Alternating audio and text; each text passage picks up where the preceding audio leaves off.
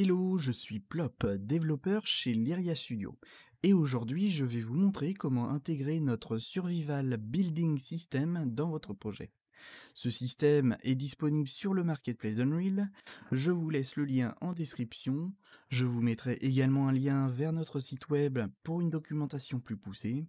N'hésitez également pas à venir sur le Discord pour vos problèmes, les bugs rencontrés ou des questions concernant le système. Bien, pour commencer, on va avoir besoin d'un plugin, le LE Extended Standard Library, disponible gratuitement sur le Marketplace d'Unreal. Je vous laisserai également le lien en description de celui-ci. Il est à télécharger et installer dans votre moteur afin de pouvoir commencer. Bien, ensuite, on va aller dans la bibliothèque. Vous aurez à créer le projet à partir de votre liste de votre coffre concernant le projet du Survival Building System. Une fois que ça c'est fait, on va aller dans le projet dans lequel vous voulez installer le Survival Building System. Ici, je vais aller sur un projet quelconque. On va tout simplement activer le plugin. Pour ce faire, on va dans les settings, plugin, on va sur Low Entry et on coche. On ferme et on ferme ici. Pas besoin de faire un restart puisqu'on va lancer directement le Survival Building System ici, donc celui que vous avez créé précédemment.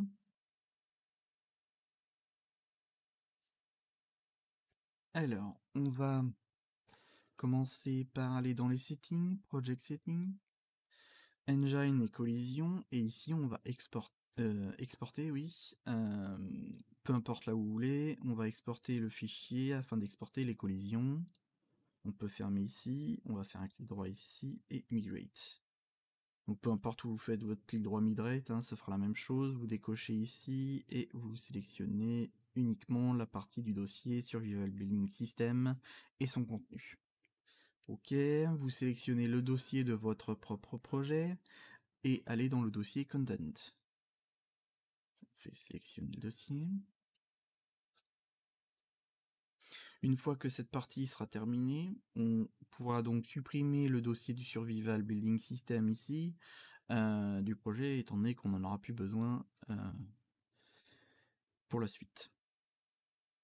Ça, on peut fermer, on n'a pas besoin de sauvegarder, et on réouvre notre projet.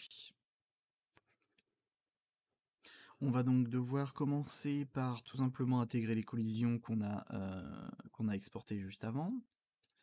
On va aller dans les Project Settings, encore une fois, Engine Collision, et là on va faire Import depuis le fichier qu'on a exporté précédemment.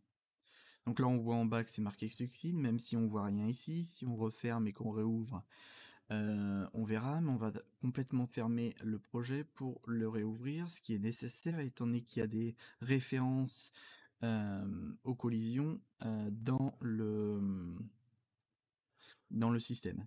C'est nécessaire donc de redémarrer. Là, on peut donc faire une vérification maintenant, le project setting, collision. Là, on voit bien que nos collisions, elles sont présentes. On ferme, on va donc pouvoir passer aux modifications concernant votre propre projet. Celles-ci vont concerner principalement, et pour commencer, le game instance. Le game instance, pas grand chose à faire là-dessus, mais dans le cas où vous avez un game instance non modifié, qui vient d'un package, ou que vous avez juste créé mais qu'il n'y a rien de modifié dedans, vous pourrez donc utiliser directement dans le Survival Building System et Core notre SBS Game Instance.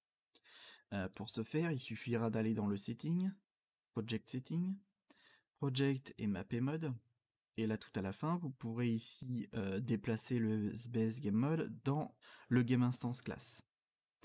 Dans le cas où vous avez votre propre game instance et où vous avez des modifications déjà effectuées dessus et que donc vous préférez le garder tel quel et faire des modifications, dans ce cas-là, on va faire plutôt à la place de ça.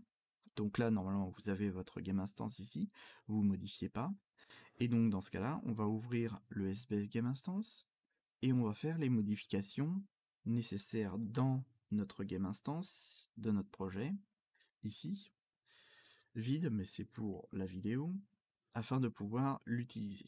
On va donc juste avoir besoin de copier ce petit event qui est là pour la sauvegarde de manière asynchrone, donc qui est nécessaire d'être fait de manière asynchrone, donc dans le game instance.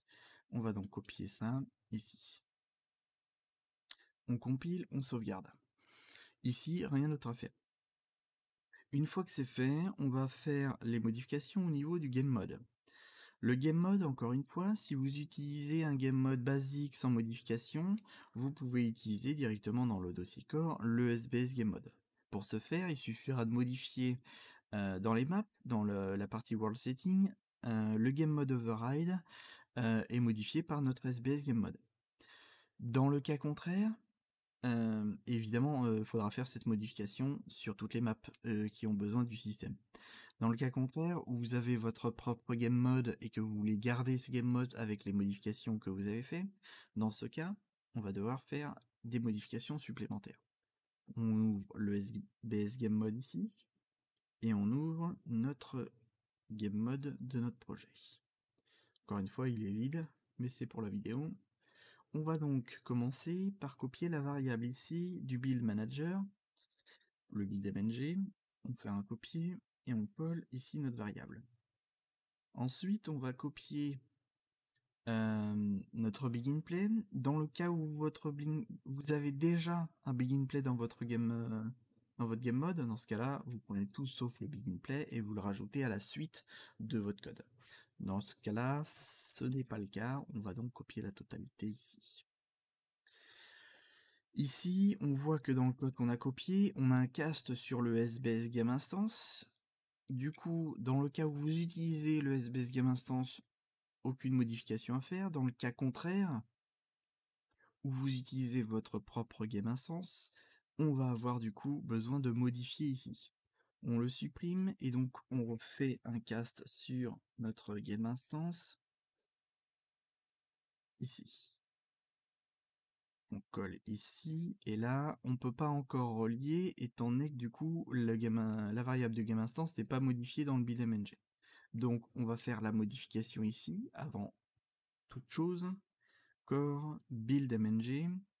Donc, le buildmng, lui, il sert à gérer toutes les pièces de construction posées sur la map, gérer leur construction, leur liaison entre elles, etc.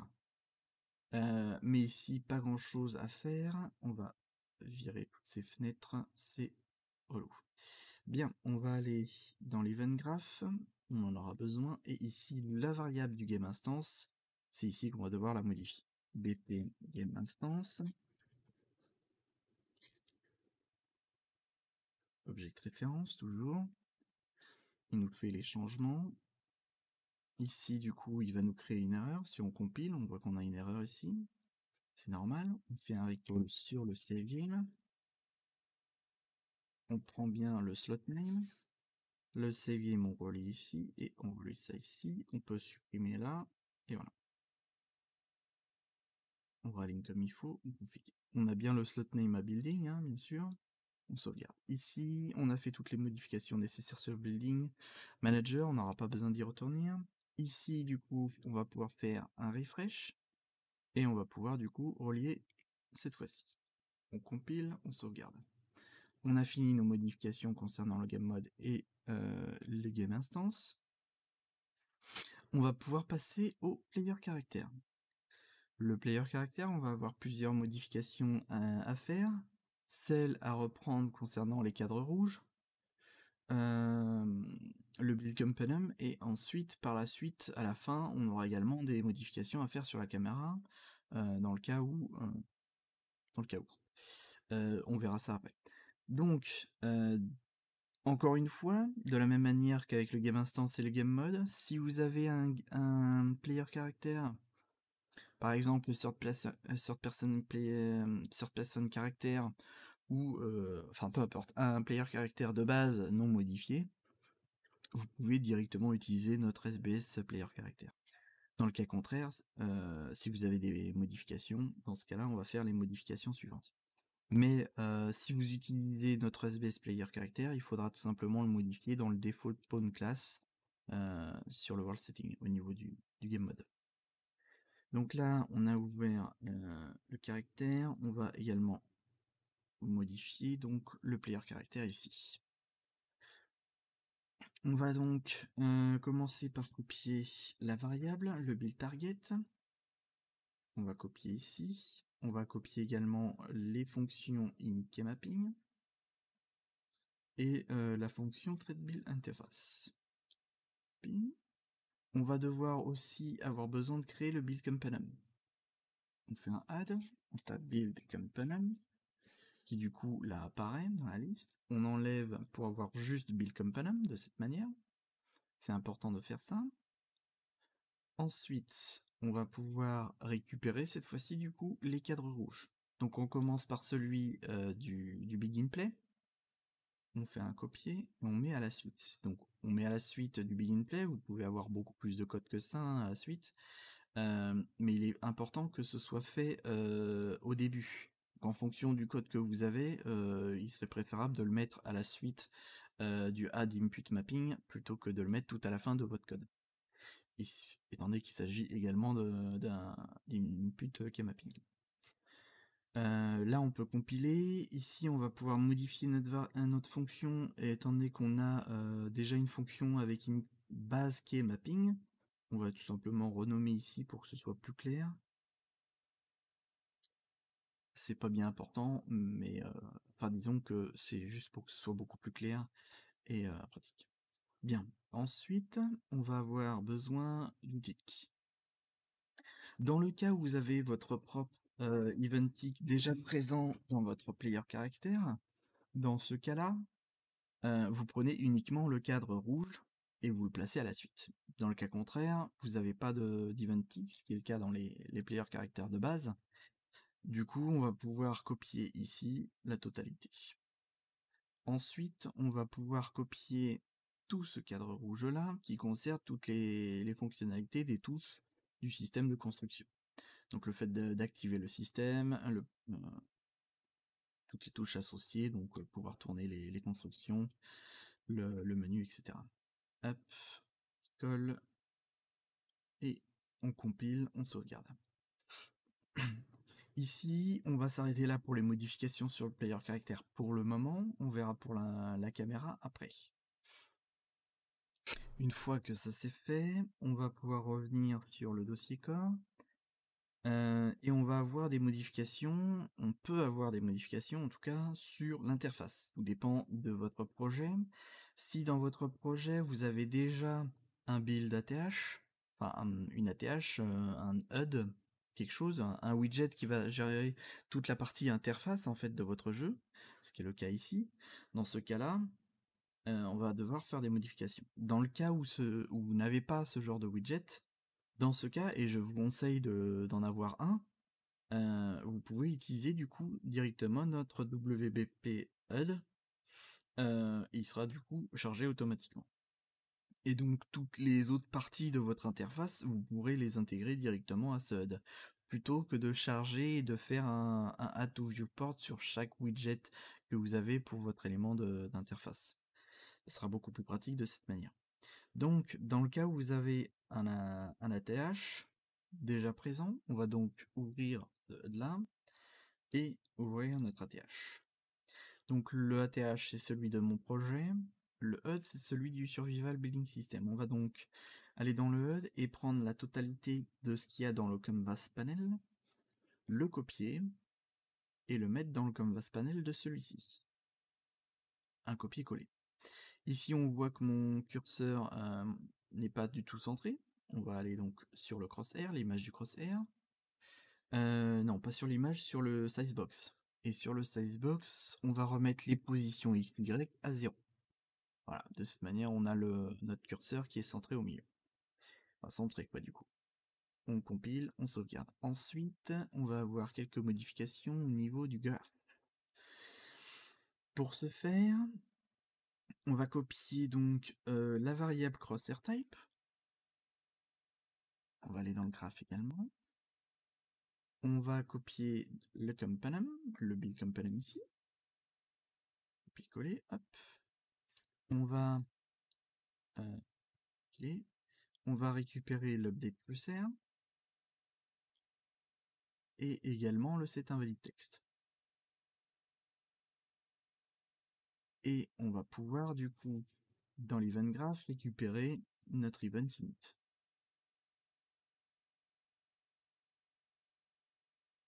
On va pouvoir fermer l'autre, on compile, on sauvegarde. Ensuite, on avait une troisième fonction ici du getCrossHairBrush.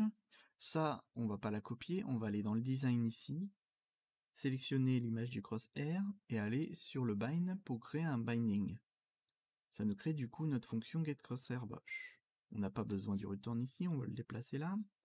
On va aller dans notre fonction et là on va aller dans la fonction getCrossHairBrush ici et on va sélectionner tout excepté la fonction base et on va faire un copier ici.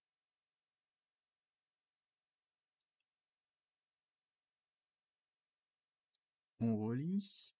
Ce retourne node là, on peut le supprimer. Ici, on voit qu'on a beaucoup de code de retour que ça correspond pas. C'est normal. Enfin, c'est normal. Disons que c'est des erreurs de copie. Donc là, on va tout simplement supprimer toutes les variables excepté la première.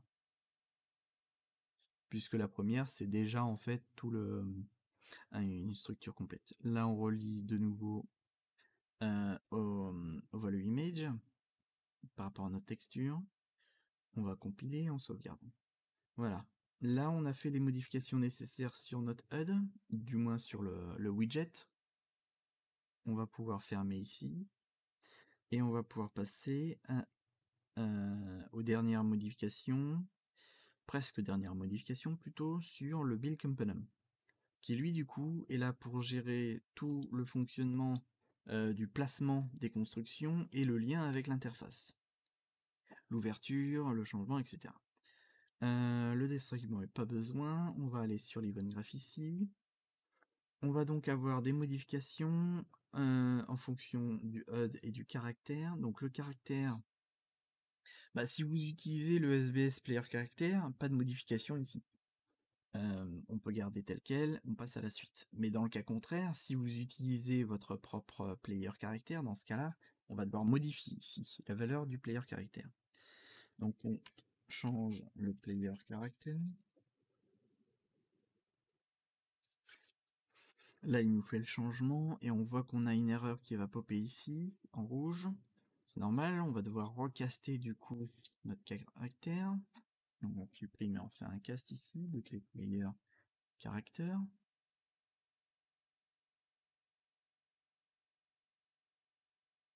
On compile, on voit qu'on a d'autres erreurs, ce qui est tout à fait normal. On va donc refaire un get caméra boom. Là, il faut juste reget les informations, tout simplement.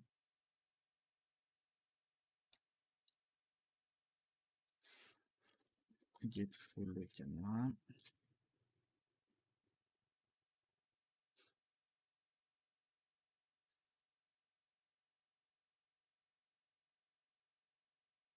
Ici, follow camera également, get follow caméra.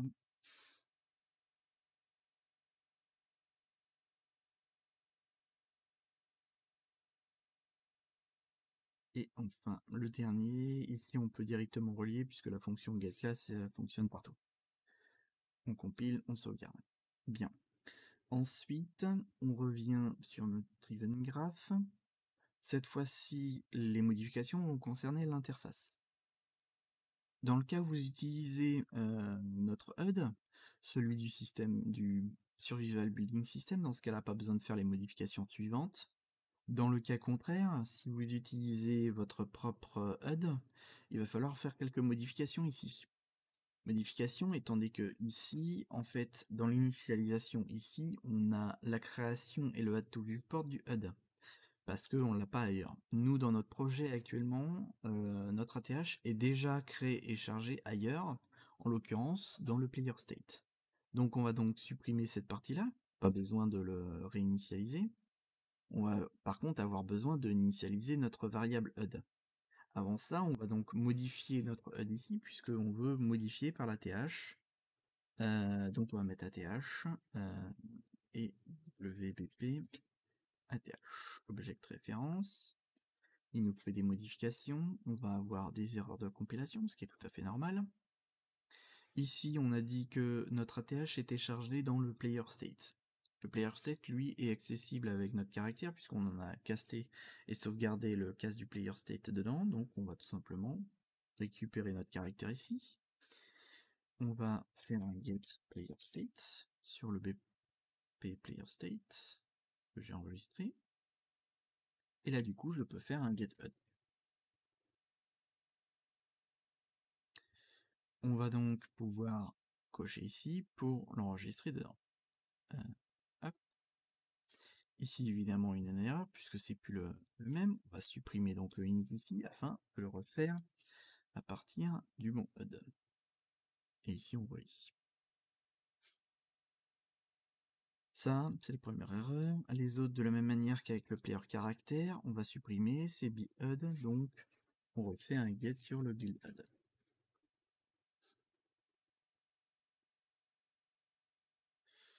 Ici, on fait un get sur le build menu.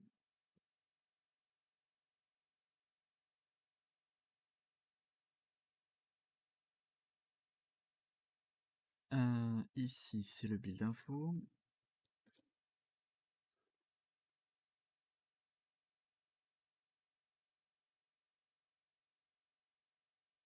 Alors, on n'est pas obligé de recompiler à chaque fois, hein, bien sûr. Build info, c'est juste une mauvaise manip, une mauvaise manie de ma part. Et les petits messages rouges et les petits trucs jaunes là, ça me perturbe. Bien. Ici, on va devoir recall l'update crosshair. Update crosshair. On vérifie bien que le type est bien en normal. Enfin, qui correspond, surtout, à celui qu'on avait juste avant. Ici, c'est toujours normal. Update crosshair. On peut faire CTRL pour déplacer ça ici. Hop. Ici, c'est forbidden. Update crosshair. Et on met en forbidden.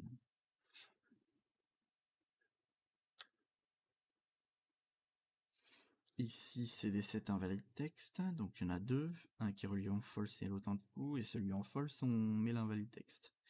Ok, set invalid text. Donc lui, il est juste relié au true. Lui, on peut le copier, hop.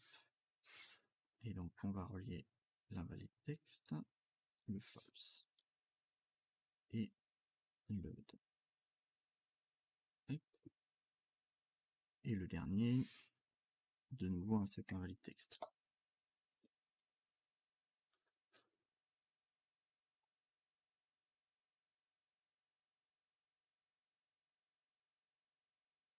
On compile, on sauvegarde. Donc là, on n'a plus d'erreur. Jusque là, c'est bon. On devrait avoir toutes les modifications nécessaires pour pouvoir tester et jouer. On va donc tester. On lance notre projet. Là, on a des constructions, on a l'interface. La destruction ne fonctionne pas. Donc il y a une erreur là-dessus. Le reste, le placement, la fenêtre a l'air de fonctionner. Ok. Donc là, on a des erreurs. On voit qu'on a des erreurs et pourquoi. Access non-trained to build management. Une modification, effectivement, qu'on a oublié dans le build component. Enfin, pas directement dans le build component, mais on en aura une ici. C'est le game mode ici. Puisque c'est lui qui va initialiser la variable du build management. C'est pour ça qu'elle n'est pas accessible ici, parce que elle vient du game mode, du SBS game mode, sauf que c'est pas lui qu'on utilise. Comme c'est pas lui qu'on utilise, la variable du build management qui est elle-même initialisée dans le SBS game mode, bah, elle ne l'est pas, puisqu'on n'utilise pas ce SBS game mode. Donc on modifie cette variable ici pour utiliser notre game mode qu'on utilise. On recast.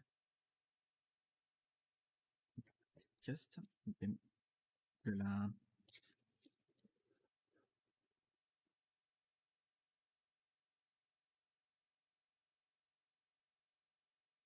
On va modifier d'abord l'output, sinon on ne pourra pas relier.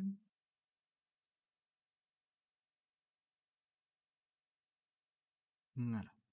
Donc là, en utilisant le bon game mode, évidemment, ici, il va nous faire une erreur, puisque on va devoir reget le build management.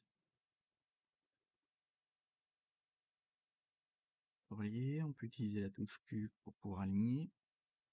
On compile, donc là on n'a plus d'erreur, et là comme on charge du coup le bon game mode, du coup le build manager lui sera bien initialisé, donc on pourra initialiser comme il faut le build management ici.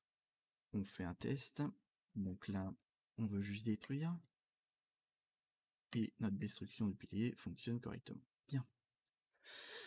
On a fini les modifications générales, maintenant on aura, en fonction de ce que vous utilisez, peut-être une modification supplémentaire au niveau de la caméra, parce que on va refaire un test, mais là du coup alors là du coup on a des modifications qui sont déjà effectuées, petite modification de ma part, on va les refaire manuellement, puisque là en fait on a le personnage qui est bien excentré, mais en fait de base sur notre player caractère c'est pas le cas.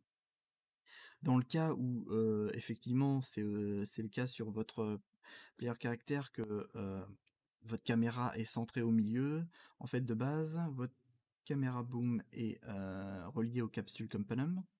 Lui de base la valeur est à 400 et le follow caméra toutes les valeurs sont à 0. Si on compile ici, on a du coup le caméra boom ici et on a quelque chose comme ça. Et là en fait le problème c'est que du coup le curseur se retrouve au milieu mais le personnage aussi, ce qui gêne pour la visée et c'est vraiment pas pratique.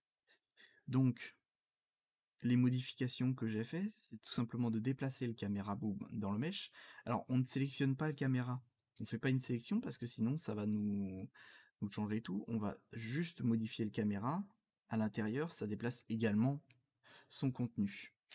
Ensuite, donc le target aimline que j'avais mis à 300 du coup pour réduire la distance. Le follow caméra, lui, je l'avais monté à 150 pour l'avoir plus haut, de manière à ce que le personnage soit beaucoup plus bas sur la vue de la caméra. J'avais également modifié de 50 en Y pour avoir le personnage du coup excentré par rapport à la caméra, excentré sur la gauche, pour qu'il gêne pas du coup le viseur, et j'avais mis une petite rotation de moins 10 degrés en Y sur la caméra pour qu'elle vise un peu vers le bas. De cette manière, du coup, on a quelque chose au niveau de la visée, du coup, d'avoir le personnage qui est excentré et un peu plus vers le bas, et du coup, on a la vision beaucoup plus dégagée sur notre interface. Voilà. Ces modifications-là, vous les faites exclusivement si vous utilisez votre propre player caractère, puisque les modifications devraient être déjà présentes dans le SPS player caractère dans le cas où vous utilisez celui-là. Donc voilà pour ce tutoriel, ça devrait être terminé, tout devrait fonctionner comme il faut.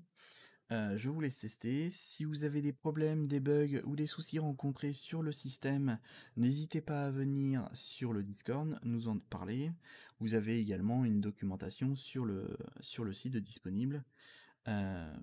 Plus d'informations. Bien, ce sera tout pour ce tuto. On se retrouvera plus tard pour une nouvelle vidéo concernant les ajouts sur les tiers et les types de construction afin que vous puissiez étoffer tout ça. Bien, je vous laisse, à la prochaine et ciao!